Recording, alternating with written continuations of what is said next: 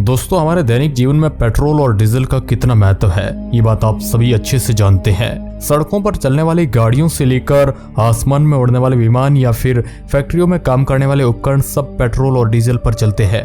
Petroleum हमारे दुनिया के लिए इतना कीमती है कि यदि किसी देश के पास पेट्रोलियम का भंडार मौजूद होता है तो वह देश काफी अमीर समझा जाता है। एक तरह से इसे सोने से भी ज्यादा कीमती माना जाता है और इसकी मांग दिन प्रतिदिन बढ़ती ही जा रही है और मांग बढ़ने से इसके दामों में भी काफी ज्यादा इजाफा हो रहा है। आज के समय में हमारे भारत में कई जगहों पर 100 से भी ज्यादा रुपए में पेट्रोल प्रति लीटर बिक रहा है और हर कोई बढ़ती कीमत की मार झेलने के लिए मजबूर है। एक तरह से कहा जा सकता है कि हमारी जिंदगी पूरी तरह पेट्रोलियम पर आश्रित हो गई है। मगर ऐसा नहीं है कि पेट्रोलियम कभी खत्म नहीं होगा। पेट्रोलियम सीमित मात्रा में है, यानी आने वाले कुछ वर्षों में खत्म हो सकता है और उसमें दुनिया पर क्या प्रभाव पड़ेगा इसका अंदाजा आप नहीं लगा सकते हैं। लेकिन क्या आपने कभी सोचा है कि आखिरकार पेट्रोलियम जो हमारी दुनिया के लिए इतना जरूरी है वह कैसे बनता है? ये बात आपके मन में जरूर कभी न कभी तो आई होगी। आखिर समुद्रों के अंदर से पेट्रोल को कैसे निकाला जाता है? तो चलिए फिर आज के इस वीडियो रिपोर्ट में इस सवाल को आपको आसान भाषा में समझाते हैं। हेलो नमस्कार दोस्तों, मैं हूं आपका दोस्त सुरेश सांचोरी और आप मिस्ट्री टेलीविजन यूट्यूब चैनल देख रहे हैं। दोस्तों, आज से करीब करोड़ों वर्ष पहले की बात है जब हमारी धरती पर प्राकृतिक उथल पुथल के कारण भारी मात्रा में जीव जंतु और पेड़ पौधे जमीन के अंदर दब गए और इन पर मिट्टी की परतें चढ़ती गई और ये सब पृथ्वी के काफी अंदर चले गए और पृथ्वी की गर्मी से अपघटित होकर ये सब गैस और पेट्रोलियम में तब्दील हो गए। आपको सुनने में यह लगता होगा कि ये क्रिया मात्र कुछ ही दिनों में ही हो जाती है, तो ऐसा बिल्कुल नहीं है। लेकिन आखिरकार वैज्ञानिकों को कैसे पता चलता है कि जमीन के अंदर किस हिस्से में पेट्रोलियम मौजूद है? असल में पेट्रोलियम जमीन के साथ साथ समुद्र के भी नीचे पाए जाते हैं और इन दोनों जगहों पर पता करने के अलग अलग तरीके मौजूद है। सबसे पहले तो जमीन के नीचे तेल का पता लगाने के लिए करीब 200 से 300 फीट जमीन के अंदर होल किया जाता है और इसमें 2 से 3 केजी का डायनामाइट विस्फोट करते हैं।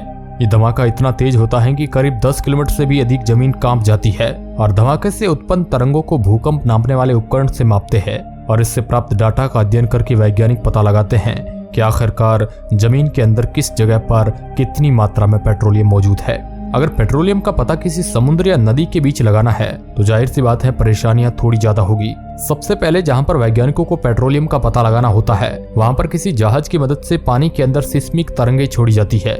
ये तरंगे पानी के नीचे मौजूद पहाड़ों से या गैसों से या फिर पेट्रोलियम से टकराकर वापस आती है और फिर ये तरंगे सिस्मोमीटर से टकराती है और इससे प्राप्त डाटा को एकत्रित कर लिया जाता है। फिर इस डाटा का भूवैज्ञानिकों द्वारा गहराई से अध्ययन करने पर मालूम होता है कि जमीन के किस भाग में कितनी मात्रा में पेट्रोलियम मौजूद है। ये प्रक्रिया काफी लंबे वक्त तक चलती रहती है, क्योंकि यदि इनकी ये खोज गलत साबित हो गई तो उस कंपनी को लाखों का नुकसान सहना पड़ सकता है। अब यदि किसी कंपनी को पेट्रोलियम के भंडार का पता चल भी जाता है तो वह पेट्रोलियम को इतनी अंदर से आखिरकार कैसे निकालेगी? सबसे पहले तो हमें उस स्थान पर एक प्लेटफॉर्म तैयार करना पड़ता है ताकि पेट्रोलियम निकाला जा सके। मगर जब ये प्लेटफॉर्म पानी के अंदर तैयार करना हो तो काफी मुश्किलें बढ़ जाती है। पानी के अंदर हमें एक तैरता प्लेटफॉर्म स्थापित करना होता है। उस प्लेटफॉर्म के पिलर को जमीन में अच्छे से धराया जाता है और उसे पहाड़ों से बांध दिया जाता है ताकि पानी की लहरों से वह अपने स्थान से इधर उधर ना हो और फिर काम शुरू हो जाता है। जमीन के अंदर ड्रिल करने की ये मशीन जमीन के अंदर तब तक ड्रिल का काम करती है जब तक कि पेट्रोलियम न मिल जाए। मगर जब पेट्रोलियम मिल जाता है तो हम उस जमीन के स्थान पर पाइप फिट कर देते हैं और उसी पाइप से हमें पेट्रोलियम प्राप्त होने लगता है। और यदि जमीन पर पेट्रोलियम निकालना होता है तो जमीन पर भी इसी तरीके से पेट्रोलियम निकाला जाता है और इसको आम भाषा में तेल का कुआं कहा जाता है। आप सोच रहे होंगे कि तेल के कुएं से निकला ये पेट्रोलियम आप उपयोग कर सकते हैं, तो ऐसा बिल्कुल नहीं है, क्योंकि पेट्रोलियम पूरी तरह से मिश्रित होता है। इसमें पेट्रोल, डीजल और केरोसिन तेल के साथ साथ अनेक प्रकार की गैसेज मौजूद होती है। इन सभी को पेट्रोलियम से अलग अलग करने के लिए हमें इसे रिफाइन करना पड़ता है। रिफाइन करने के लिए हम इन्हें रिफाइनरी सेंटर भेज देते हैं जहां पर इन सभी को अलग अलग किया जाता है। इन सभी को अलग करने के लिए इन्हें गर्म किया जाता है, क्योंकि इन सभी के गलनांक अलग अलग होते हैं और कई चरणों के बाद हमें पेट्रोलियम से वे सभी पदार्थ प्राप्त हो जाते हैं जो हमें जरूरी होता है। और इन सब चीजों को अलग अलग जगह पर भेज दिया जाता है जहां पर आम लोग आसानी से इनका उपयोग कर सके। वैसे तो पेट्रोलियम का उत्पादन दुनिया के कई देश करते हैं, लेकिन पेट्रोलियम का उत्पादन सबसे अधिक अरब देशों में होता है, क्योंकि इन देशों में पानी की काफी कमी होती है, जिस कारण ये जमीन के काफी ऊपरी हिस्से में पाया जाता है और इन्हें खोजने या फिर निकालने में काफी आसानी होती है। और पेट्रोलियम के कारण ही अरब के देश काफी अमीर है। ये सब जानने के बाद आप समझ गए होंगे कि जिस पेट्रोल को आप अपने गाड़ियों में डलवाकर मजे से चलते हैं, उन्हें बनने में लाखों साल लग जाते हैं और इसलिए पेट्रोल का उपयोग उतना ही करें जितना जरूरी है, क्योंकि आने वाले दिनों में पेट्रोल अगर खत्म हो गया तो हमारी दुनिया पर गहरा प्रभाव पड़ेगा। मगर ऐसा नहीं है कि हमारे वैज्ञानिक इस बात से बिल्कुल अनजान हैं। दुनिया के बहुत सारे देश इसका हल निकालने में दिन रात काम कर रहे हैं। एक ऐसी एनर्जी की तलाश में है जिसके जरिए गाड़ियों को चलाया जा सके।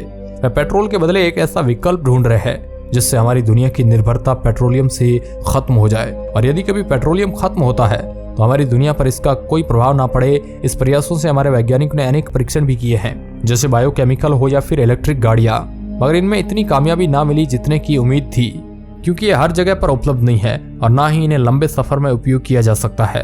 और इसके साथ ही लोगों को भी इसके प्रति जागरूक होना पड़ेगा कि लोग पेट्रोल और डीजल से चलने वाली गाड़ियों के बदले इलेक्ट्रिक गाड़ियों का इस्तेमाल करें, ताकि हम पेट्रोलियम को लंबे समय तक उपयोग में ला सके और इन्हें खत्म होने से बचा सके। तो दोस्तों, इस मुद्दे पर आप क्या सोचते हैं हमें कमेंट के माध्यम से जरूर बताएं। और इस प्रकार की वीडियो देखने के लिए आप हमारे चैनल को सब्सक्राइब कर सकते हैं मिस्ट्री टेलीविजन। धन्यवाद।